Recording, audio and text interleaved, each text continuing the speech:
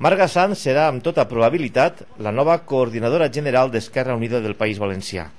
La candidatura l'ha feta pública avui, apadrinada per l'actual coordinadora, Glòria Marcos. Fa temps que Marcos anuncia que no tornaria a presentar-se, però avui s'ha sabut que cedirà també la funció de portaveu del grup de diputats no adscrits a les Corts. Marga Sanz ha agraït este gest que ha dit que denota l'altruisme de Marcos. Una vegada se celebre l'Assemblea d'Esquerra Unida i si, com tot sembla, Marga és la nova coordinadora d'Esquerra Unida del País Valencià, serà també la propera portaveu del grup d'Esquerra Unida en les Corts Valencianes. Es un gesto inédito en la política estatal y en la política valenciana y que proyecta su voluntad personal de situar el interés de la organización por encima de cualquier consideración personal. Yo estoy convencida de que estamos en un momento bueno, muy bueno para Esquerra Unida, que en estos momentos abrimos la posibilidad de tener un grupo parlamentario propio. Tot i que continuarà en el càrrec fins al pròxim mes de març, quan se celebre l'Assemblea General del partit, Glòria Marcos ha fet balanç de la seva trajectòria al capdavant d'Esquerra Unida.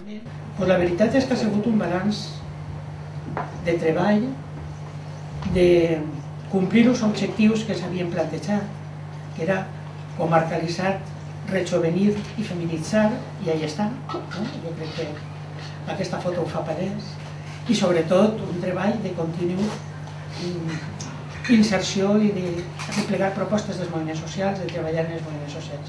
No podem defugir el que ha sigut una etapa conflictiva. Ha hagut conflictes, però que no sols eren del País Valencià, sinó d'Izquierda Unida en el seu conjunt. En definitiva, ha sigut un balanç de treball, d'objectius alguns més o menys complexos, però sobretot de continuar en la il·lusió de que hi ha un espai polític que sols pot cobrir l'Esquerra Unida del País Valencià i, per tant, val la pena haver treballat i continuar treballant en l'impuls d'esta formació política que es diu Esquerra Unida del País Valencià. També s'ha referit a la ronda de contactes del president de la Generalitat amb els grups parlamentaris.